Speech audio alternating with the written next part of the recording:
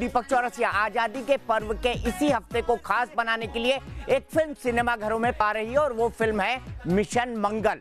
Mission मंगल खास क्यों? इसलिए खास क्योंकि मिशन मंगल एक ऐसा मिशन है जो हमने दुनिया से सबसे कम कीमतों में मंगल पर जाकर पूरा कर लिया है। मंगल पर पहुंचने में किस तरह की जद्दोजहद हुई, मंगल तक पहुंचने के लिए किस किस तरह की परेशानियों का सामना हुआ, मंगल तक पहुंचने के लिए हमने किस किस तकनीक का इस्तेमाल किया, मंगल तक पहुंचने के लिए हमको किस किस ब्यूरोक्रेटिक हर्डल से गुजरना पड़ा, इन तमाम फिल्मों को, इन तमाम चीजों को समेटती हुई ये फिल्म हमारे सामने है। हमारे साथ फिल्म की अक्षय कास्ट है। भारत कुमार, अक्षय कुमार भी हैं जो एक बार फिर से 15 अगस्त के दिन अपनी फिल्म लेकर आ रहे हैं। और एक इसके साथ ही हम बात करेंगे देश भर में हुई उन सभी प्रमुख घटनाओं का जिनका हम आजादी के सालगिरह में एक बार फिर से याद करना चाहेंगे और जिनको हम आजादी के पर्व के तौर पर मनाना चाहेंगे, क्योंकि कई कुरीतियों से, कई पुरानी चीजों से हमें आजादी मिली है। इस 15 अगस्त को ये आजादी हमें मिल जाएगी और इसीलिए मैं सबसे पहले आपको मिशन मंगल की स्टार कास्ट से परिचय कराता हूं।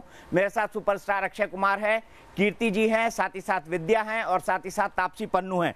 लेकिन अक्षय, मैं शुरुआत करूं उससे पहले, आपका रोल इस बार थोड़ा अलग हटके है। मैं नहीं चाहूंगा कि आप अपने आप को जैसे राउडी राठौर में था वैसे इंट्रोड्यूस कराएं या 3 माले से जंप करते हुए नीचे आए, लेकिन मैं आपसे जानना चाहूंगा आप अपने आप को इंट्रोड्यूस करें ठीक उसी तरह से जिस तरह से मिशन मंगल के ट्रेलर में आपने अपने आप को इंट्रोड्यूस किया है।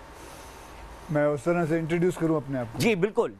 कैसे आपने प्रोजेक्ट डायरेक्टर का किरदार संभाला है, आप अपने आप किरदार को इंट्रोड्यूस किए, ये मैं कहना चाहता हूँ। मुझे नहीं पता था यहाँ आके मुझे अपना इम्तिहान देना पड़ेगा।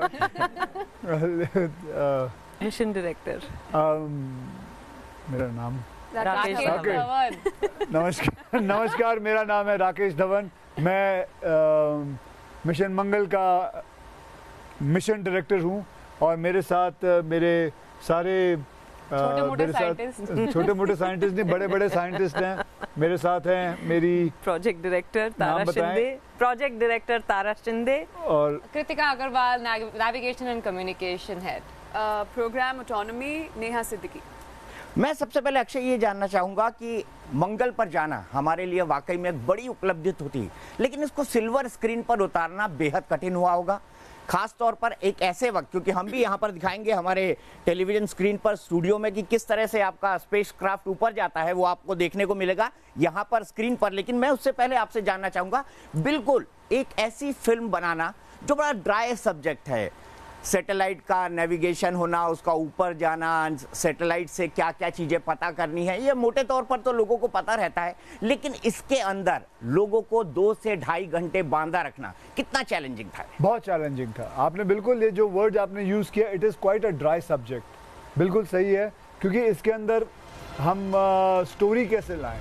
लेकिन जो मेरा डायरेक्टर है जिसने ये कहानी लिखी भी है, जगन शक्ति, तो उसकी जो बहन है वो इसरो में साइंटिस्ट है, तो उसको काफ़ी मदद मिली और उसने काफ़ी स्टोरीज़ किसी और साइंटिस्ट के घर की स्टोरी, पर्सनल स्टोरीज़, ये सब कुछ ले लू के एक सारी कहानियाँ पिरोई हैं और उसको बहुत ही अगर मैं अपने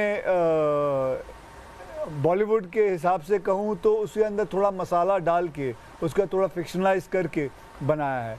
और इस फिल्म को एक एंटरटेनमेंट बनाना भी एक बहुत कठिन काम था, लेकिन इसके अंदर अगर आप देखोगे, ट्रेलर के अगर देखोगे तो इसमें एंटरटेनमेंट काफ़ी है एंड इमोशंस है, क्योंकि एक मिशन को कामयाब करने में, एक मिशन के अंदर जाने में बहुत सारी चीज़ें लगती हैं, बहुत सारे इमोशंस लगते हैं, बहुत सारे रिश्ते बनते हैं, टूटते हैं, तो वो सारी चीज़ें इसके अंदर पिरोई हैं। मैं आपसे ये भी जानना चाहूंगा कि जब आपके डायरेक्टर फिल्म को लेकर आए थे तो मेरे ख्याल से ये मेन डिस्कशन का पॉइंट नहीं था, शायद कोई दूसरी फिल्म वो बनाना चाहते थे जिसको लेकर आपको डिस्कस किया था। हाँ। और वो बताते बताते एक कहानी बना गए और आपने कहा कि मैं इस फिल्म को बनाना चाहता हूँ। तो मैं केसरी की शूटिंग कर रहा था, तो मेरे साथ मैं चॉपर पे जा रहा था, हेलीकॉप्टर पे जा रहा था शूटिंग करने, तो मेरे साथ बैठा हुआ था, तो उसने मुझे बताया, वो एक्चुअली वो कहानी सुनाने जाने वाला था, लेकिन फिर चॉपर के राइड में उसने 20 मिनट में मुझे बताया कि सर मेरे पास एक ये आइडिया है।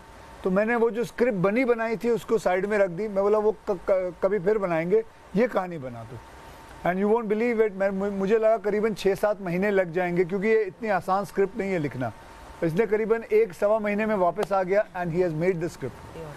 मुझे ये समझना होगा कि जब आप तीनों ने इस फिल्म को साइन किया, सबसे पहले तापसी आपसे शुरू करता हूं, आपकी कार चलाने की और कार सीखने की उस ट्रेनिंग को मैं एक बार दिखाऊंगा स्क्रीन पे बड़े अच्छे तरीके से, लेकिन मुझे आप ये बताइए कि आपको नहीं लगा कि एक रिस्क है, मतलब करियर के शुरुआती तीसरे चौथे पांचवें साल में हम एक ऐसी मूवी करें जो सफल हो ना हो, जिसके बारे में चर्चा हो ना हो, अगर ऐसी फिल्म आपने लिया तो आपको क्या रिस्क लगा इस फिल्म को लेते हुए? आई थिंक आप थोड़े कंफ्यूज है। ये वाली जो सारे एडजेक्टिव थे ये मेरी पहली वाली फिल्मों पे ज्यादा एप्लीकेबल थे। एक्चुअली मेरी करियर के जो लास्ट 2-3 साल या एटलीस्ट इस साल में देख लो, जितनी भी पिक्चर रिलीज हो रही हैं, मेरे लिए ये सेफेस्ट फिल्म है। मुझे पता है ये चलेगी और ये फिल्म ऐसी है जो हम सब इंडिपेंडेंस डे पे स्पेशली देखना जाना जरूर पसंद करेंगे। कि मतलब इसमें कोई मुझे शायद 1% भी डाउट ऑनेस्टली है नहीं। अब उसको आप कॉन्फिडेंस कहो कि ओवर कॉन्फिडेंस, मुझे पता है ये पिक्चर 100% लोगों को पसंद आने वाली, तो मेरे लिए सेफेस्ट फिल्म थी एक्चुअली।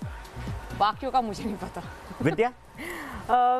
मुझे भी लगा कि ये स्क्रिप्ट एक कंप्लीट स्क्रिप्ट है। इसमें जैसे अक्षय ने कहा कि ह्यूमर भी है और विज्ञान को ना बहुत ईजिली उन्होंने समझाया है, क्योंकि मैं विज्ञान को बहुत ड्राई सब्जेक्ट समझती हूँ, मेरे पल्ले नहीं पड़ती। अगर मैं समझ गई तो मुझे लगा कि ऑडियंसेस समझ जाएंगी। और इसमें हाँ जैसे फिक्शनलाइज किया हुआ है तो पर्सनल स्टोरीज को, तो उससे थोड़ा और मज़ा आता है, यू नो। अब सिर्फ साइंस के बारे में नहीं है, सिर्फ मिशन के बारे में नहीं है। तो ऑल इन ऑल मुझे लगा बहुत अच्छी स्क्रिप्ट है, मुझे अच्छी लग गई और आई थिंक मुझे भी विश्वास है कि हमने बहुत अच्छी पिक्चर बनाई है। और कीर्ति, आपको अक्षय कुमार का होना कॉन्फिडेंस देके गया कि फिल्म बॉक्स ऑफिस पे तो बिल्कुल धमाल करेगी? अगर मैं सच कहूँ तो हाँ ज़रूर। I mean I think Akshay Kumar जिन प्रोजेक्ट से जुड़ते हैं उसका अपने आप में एक इनका भी पर्सनली बहुत अच्छा समय चल रहा है। उसके अलावा आई थिंक ये काफ़ी बैलेंस करके चल रहे हैं, जिस अलग अलग तरह की फिल्में कर रहे हैं, अलग अलग टॉपिक्स पे कर रहे हैं। तो ये बहुत ही आई थिंक अक्षय कुमार का होना as a producer, as an actor in the film बहुत ज़्यादा कॉन्फिडेंस बूस्ट करने वाला था। एंड जैसा कि सबने कहा कि एक्चुअली सब्जेक्ट इतना मतलब इतना इंटरेस्टिंग सब्जेक्ट है। एंड जैसे मैंने उरी की है, तो मुझे लगता है कि आज की it is the best time for films like these to come. मतलब आज की ऑडियंस से अगर आप एक कहानी कहना चाहते हैं, एक सच्ची कहानी कहना चाहते हैं, तो फिल्मों के थ्रू वो कहानी कह पाना, उनको एंटरटेन करते हुए, उनको समझाते हुए, इससे बेहतर तरीका नहीं है। और इसीलिए आई थिंक ये फिल्म मेरे ख्याल से बहुत अच्छा करेगी, बहुत अच्छा करेगी। हम आपसे उससे पहले एक प्रतीकात्मक मिशन मंगल हम अपने स्टूडियो से उड़ाते हैं। आप स्क्रीन की तरफ देखिएगा। मैं अपने प्रोड्यूसर नीरज से रिक्वेस्ट करूंगा, नीरज अगर हमारा स्पेसक्राफ्ट तैयार हो तो हम उसको उड़ाने की कोशिश कर सकते हैं। सामने देखिए, स्क्रीन पर देखिए, स्क्रीन पर आइए, हो जा रहा है। Oh wow. और वाकई जब ये आपका मिशन मंगल ऊपर जाएगा तब सिनेमा घरों में जरूर तालियां बजेंगी, इस बात की मुझे पूरी उम्मीद है। लेकिन अक्षय, मैं सबसे पहले जानना चाहता हूं, आपने 5 हीरोइन ली, लेकिन पांचों का हीरोइन का मेकअप कुछ इस तरह से किया कि वो हीरोइन नजर ही नहीं आ रही है फिल्म में, साइंटिस्ट नजर आ रही हैं। आप मुझे ये बताइए कि हीरोइन को लेना, इतना खर्चा करना, सबको साइनिंग अमाउंट देना, फिर मेकअप पे उनका इतना खर्चा करना कि उनका मेकअप को ठीक उस तरीके का बना दिया जाए कि वो गर्ल नेक्स्ट डोर लगे, ये आइडिया कहाँ से आया? आइडिया, इसमें आइडिया कुछ नहीं था। ये तो मैंने सोचा ही नहीं, ये तो बहुत लंबी सोच हुई। इसके बारे में तो मैं सोचा ही नहीं। ये तो मैं तो सिर्फ इनको जाके साइन किया। मैं ये पूछना चाह रहा था, डबल खर्चा करने का आइडिया आपको कहाँ से आया? पहले इनको साइनिंग अमाउंट देना, फिर मेकअप वाले को। मेकअप तो हुआ ही नहीं, आप बचा लिया ना खर्चा। मेकअप पे पैसे काश की बचा लिया होता। बचा क्या अक्षय? हाँ, बचे मेकअप के पैसे बचे कि इन्होंने ज्यादा और खर्चा करवाया? नहीं, बल्कि इतनी खूबसूरत है, इनको मेकअप लगाना पड़ा कि कम खूबसूरत लगे। ये हुए अच्छे प्रोड्यूसर। अच्छा, ये बताइए कि किसमें सबसे ज्यादा पैसा खर्च हुआ? किस पे? हाँ, किस पे? आपने कहा कि मेकअप ये करने के लिए मेकअप लगाना लगा कि ज्यादा खूबसूरत ना लगे, तो किस पे सबसे ज्यादा पैसा खर्चा हुआ? मुझे एक बात बताइए, ये सब के सब इतने खूबसूरत हैं, इनके इतने फीचर्स इतने स्ट्रॉन्ग है, इस फीचर को थोड़ा कम स्ट्रॉन्ग करना तो सब पे ज्यादा खर्चा हुआ है। और हमें एड एजेंसी से, बड़े बड़े एजेंसी से मेकअप आर्टिस्ट लाने पड़े थे। और ताकि इनका मेकअप को ठीक करें, इनको सुधारें। सब्जेक्ट को पढ़ते हैं अगर आप कैरेक्टर में अपने आप को खुद को ढालने के लिए, कीर्ति आपसे शुरुआत करूंगा, कितना पढ़ा आपने अपने कैरेक्टर के बारे में और क्या समझने की कोशिश करी? जनता समझना चाहेगी और जानना चाहेगी कि इतना कॉम्प्लिकेटेड काम जो इसरो के अंदर या दूसरी साइंटिफिक इंस्टीट्यूशंस के लोग करते हैं, उनकी तो वाकई बचपन से लेकर बड़े होने तक पढ़ाई होती है, डिफरेंट पेपर्स होते हैं। आपसे समझना चाहूंगा आपने कैसे इसके लिए तैयारी की? सबसे पहली बात, जिस तरह से ये स्क्रिप्ट लिखी गई है, जो विद्या भी बोल रही थी कि साइंस को इतनी सिंप्लीफाई करके इस फिल्म में दिखाया गया है कि ऑनेस्टली लाइक मेरा भी साइंस फेवरेट सब्जेक्ट नहीं था स्कूल के टाइम पे। फिजिक्स केमिस्ट्री बहुत ही बर्बाद थी मेरी, इंक्लूडिंग मैथ्स। तो मतलब मेरे लिए तो जब ये स्क्रिप्ट सामने आई तो जिस सिंप्लिसिटी से फिल्म लिखी गई थी वो उसने काफ़ी हेल्प किया। ऑफ कोर्स जो मिशन है, जो ओरिजिनल मिशन था, उसके बारे में पढ़ा मैंने थोड़ा सा। उसके अलावा जो मेरा जिस डिपार्टमेंट को मैं रिप्रेजेंट कर रही हूँ फिल्म में, प्रोग्राम ऑटोनॉमी, उसके बारे में मैंने बेसिक कुछ सीखा। हम सभी को डॉकेट्स मिले थे जो जगन ने हमारे लिए प्रिपेयर किए थे, हमारे जो डायरेक्टर हैं। पर्सनली मैं 2-3 पन्नों के आगे नहीं बढ़ पाई क्योंकि it was too complicated for me. And उसके अलावा I think the best thing was कि जो जगन है उनकी समझ इस सब्जेक्ट को लेकर, उनकी जो डिटेलिंग थी, उनके जो तो टेक्निकल टर्म्स इज़ व्हाट शायद मैं नहीं समझूंगी या जो नॉर्मल लोग देख रहे हैं वो नहीं समझेंगे। उस मामले में जगन ऑलवेज केम इन हैंडी, उन्हें सब पता था। तो जो एक बेसिक कैरेक्टर पे काम किया जाता है वो मैंने किया। उसके अलावा ये जो छोटी मोटी चीज़ें मैंने बताई, मैंने थोड़ा वो पढ़ने की कोशिश की। बाकी आई थिंक सपोर्ट सिस्टम इतना स्ट्रॉन्ग था फ्रॉम जगन साइड स्पेशली कि ज़्यादा कुछ नहीं करके भी आई थिंक मेरा तो काम चल गया। आई थिंक और तब से जहाँ तक मैंने पढ़ा है 1 महीने से थोड़े से ज़्यादा वक्त में इस फिल्म की शूटिंग पूरी हो गई थी। कितने घंटे आप लोग शूट करते थे और कितने घंटे आपको लगता था कि आपको इस मतलब इतनी जल्दी आप रिकॉर्ड बनाएंगे एक तरह से इस फिल्म को कंप्लीट करने के लिए? 30 से 35 दिन कोई बहुत लंबा वक्त नहीं होता। आप लोगों को एज अ प्रोड्यूसर मैं कितना काम कराता था, ये मैं जानना चाहता हूं। ज्यादा काम नहीं करते हैं खुद, तो फिर ज्यादा ऐसा कोई स्ट्रेसफुल नहीं होता था डे। एक्चुअली स्ट्रेसफुल जगन के लिए ज्यादा होता हो क्योंकि हम जब सारे मिलते थे, एक साथ बैठते थे, तो हमारे को स्पॉट पे लेकर आना कि शॉट रेडी है, थोड़ा सा एफर्ट लगता था क्योंकि उसके अंदर इतने सारे एक्टर्स सारे मिलके अगर हम लोग किस तरीके से बात कर रहे हैं, हम कुछ भी मतलब मजाक कर रहे होते थे, कुछ भी मतलब बकवास कर रहे होते काफी तो वो एक डायरेक्टर को खींच के लेके आना हमको स्पॉट पे, वो थोड़ा सा एफर्ट उसका लगता था। बाकी तो 8 घंटे की शिफ्ट होती है सर की, उसके आगे पीछे 1-2 घंटा लगा लो ज्यादा। हमारे यहाँ ऐसा होता था जी दीपक जी कि हम 8 घंटे से ज़्यादा काम नहीं करते। कुछ भी हो जाए, अगर सुबह 7 बजे आ जाते तो दोपहर को 2 बजे अपने अपने घर। 8 बजे से ज़्यादा काम, 8 घंटे से ज़्यादा काम नहीं करना है। एक क्योंकि आदमी एक तो खुश रहता है और प्लस एकदम फ्रेश रहता है, क्योंकि 8 घंटे के बाद जो है आदमी ढलना शुरू हो जाता है। और ये काम जो है ये कैमरा के सामने वाला काम है, you have to look fresh. So that is why मुझे ज़्यादा इन लोगों से काम नहीं कराया, बल्कि इनके लिए मैं खाने वाना लेके आया करता था। इनके ऑर्डर्स होते थे कि कल हमने ये खाना है, कल हमने वो खाना है, तो घर से एंड हंसने वाली बात नहीं, सच कह रहा हूँ मैं।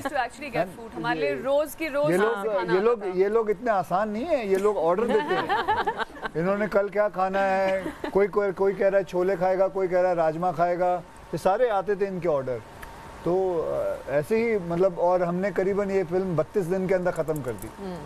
अक्षय, मैं आपसे ये समझना चाहूँगा, मैं अभी एक आर्टिकल पढ़ रहा था आपके बारे में और उसमें आपसे ये सवाल पूछा गया, आपको नहीं लगता कि आप सोशल मैसेजेस वाली फिल्म लगातार कर रहे हैं?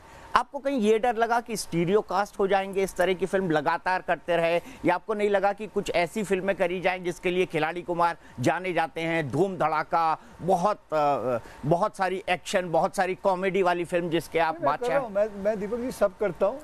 अभी जब अगले टाइम मैं आपके स्टूडियो में आऊँगा तब मैं हाउसफुल में आऊँगा, तो वो एक सोशल फिल्म तो हो नहीं सकती। उसके बाद मैं एक सूर्यवंशी कर रहा हूँ, वो भी बिल्कुल सोशल फिल्म ही है। तो मैं हर किस्म की फिल्में कर रहा हूँ। इससे पहले मैंने केसरी की थी, उसके अंदर काफ़ी एक्शन रहा, उसमें भी हम और आप मिले थे। बिल्कुल। तो हर किस्म की मैं अपने ऊपर कभी भी एक इमेज नहीं डालना चाहता। मैं इमेज से दूर रहना चाहता हूँ, क्योंकि मेरे करियर में मेरे बिगिनिंग के करियर में करीबन 12-14 साल तो मेरे ऊपर सिर्फ एक्शन का इमेज रहा है, तो उसका साया मुझे अभी भी याद है, मैं प्रोड्यूसर डायरेक्टर के हाथ पैर जोड़ता था कि मुझे एक्शन के सिवा भी कुछ और दे दो। कोई देने को तैयार नहीं था, कोई रिस्क लेने को तैयार नहीं था। उसके बाद करीबन 14-15 साल बाद मुझे एक हेरा फेरी मिली थी, फिर धड़कन मिली थी। उसके बाद मुझे मौका मिला कि मैं चेंज कर सकूं। अब वो मौका नहीं गंवाना चाहता। I just want to keep on changing it. Akshay, 15 अगस्त 2018 और 15 अगस्त 2019 देश में काफ़ी कुछ बदला है। एक तो ये बदला कि नई सरकार देश के अंदर आ गई है और उस सरकार नई सरकार नहीं, वही सरकार है। वही सरकार वो भी नई सरकार है, वो भी नई सरकार है, क्योंकि वही सरकार है, फिर भी नई सरकार है। कई सारे चेहरे आपको बदले हुए मिलेंगे। इलेक्शन कैंपेन के दौरान आपने प्रधानमंत्री नरेंद्र मोदी जी का एक इंटरव्यू किया था। कहां से वो आपके दिमाग में आया या आपको कहा गया कि आप आइए ये इंटरव्यू करिए, और वो इंटरव्यू में ऐसा लगा कि शायद अब सब पत्रकारों की दुकान बंद होने वाली है और अक्षय कुमार ही एक बढ़िया शानदार टेलीविजन एंकर के रूप में डेवलप होने वाले हैं और हम जैसे लोगों की नौकरी जाने वाली है। मैं उस इंटरव्यू के बारे में आपसे जानना चाहता हूँ कि कुछ खोलें उसके बारे में, कुछ जो बातें अभी तक साझा नहीं हुई है लोगों की, वो बातें आप साझा करें एक इंटरव्यू कर्ता के तौर पर। इंटरव्यू क्या है, मैं गया था यही सोच के कि मैंने अपने प्रधानमंत्री के बारे में कुछ बातचीत, मतलब कुछ जानना है। और एज अ सिविलियन मैंने जितने भी प्रश्न पूछे, चाहे वो आम खाने वाले हों, चाहे वो चुटकुला हो, चाहे वो नॉर्मल सी, I didn't want to ask him anything which is got to do, because मुझे पॉलिटिक्स के बारे में इतनी समझ नहीं है। और ये गलत बोलते हैं आप। हाँ? बहुत समझ है आपको। नहीं, वैसे भी मैं मैं मान लेता हूँ आपकी बात कि मुझे अगर समझ है, लेकिन मैं ये सब नहीं जानना चाहता। मैं ये जानना चाहता हूँ कि मेरे प्रधानमंत्री as a human being, as a इंसान, एक नॉर्मल इंसान नहीं है। वो क्या है, क्या करते हैं, उनकी ज़िंदगी कैसी है, उनके सुबह उठते क्या करते हैं, कहाँ जाते हैं, क्या मतलब योगा करते हैं, क्या खाते हैं, क्या पीते हैं। As a normal person I just wanted to know. अगर आज आप और मैं भी कभी बैठ जाएं तो I would like to know आप कैसे हैं।